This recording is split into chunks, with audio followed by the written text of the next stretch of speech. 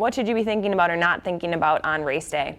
And this is where process is key. You know, you can't focus on outcome at all. I had somebody the other day ask me if I was disappointed or really sad or how I recovered from London when I got a flat tire, and that's something that you can't control, right? You can't control if you get a flat tire. You can't control, there's certain things that you can control and certain things that you can't, and you need to be prepared for any situation. And that's kind of, you just have to look at the process of everything and control what you can control, because there's no point in focusing on the outcome. Tell us about how you recovered from London after you fell off. Not well. I did not do well at that race. When I fell off, I fell off, and a lot of people, if they've seen that race, they think something was wrong with my bike. They think it wasn't working properly, and I was convinced it wasn't working properly, but anyone that looked at my bike will tell you that it was fine. And it was the operator that was not working correctly. I fell off my bike and I went into shock. That's the one time I've fallen and I have no idea what happened.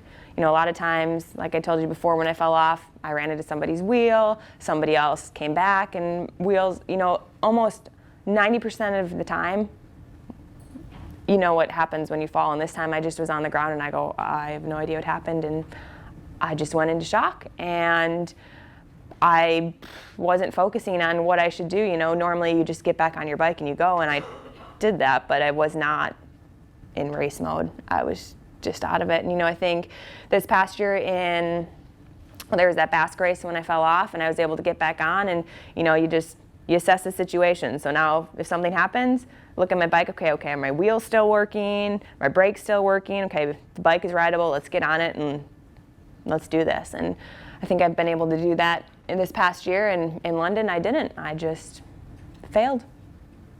And your feelings after you got back to reality after being in shock? Your feelings? How did you feel about that performance? Not good. It was really sad. Really sad. If I would have won that race, I would have been world champion, and I had some things planned after the race.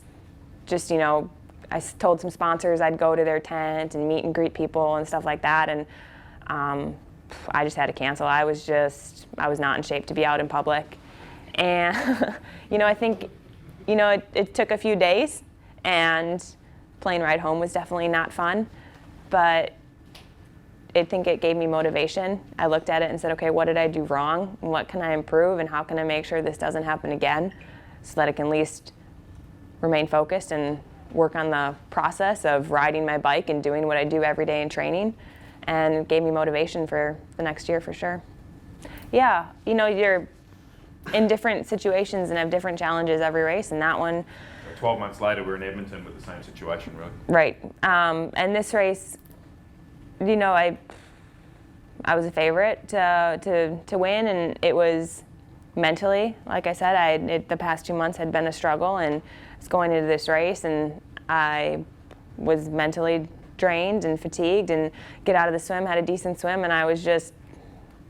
They gave it to me out of the water and on the bike, and I wasn't able to respond, and I got dropped. And then I'm in a group, and Sarah Haskins was there to kind of look after me, and we're in this group, and she got dropped. And I watched her get dropped, and I knew that was the move, that I either had to go with everyone else or it was over. And I made the move, and just kind of focused on when I'm on the bike and I'm struggling. There's some key things that Jamie has, helped me focus on, and for me, that's just focus on pressure points.